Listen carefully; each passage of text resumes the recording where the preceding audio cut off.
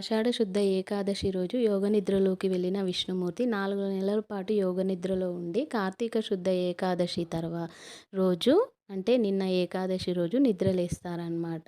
So, నిద్ర లేసిన తర్వాత డైరెక్ట్ విష్ణుమూర్తి ఒకప్పుడు బృందాదేవికి ఇచ్చిన మాట ప్రకారం బృందావనంలోకి అడుగు పెడతాడనమాట.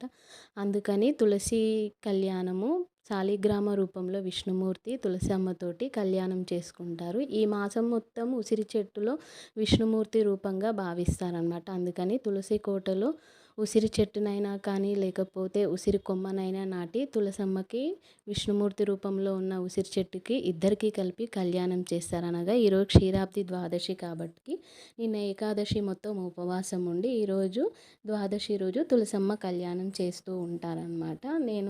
ఇది రెండోసారి ఏకాదశి క్షీరాబ్ది ద్వాదశి పూజ చేసుకోవడం. తులసీదాత్రి లక్ష్మీనారాయణాయ నమో నమః.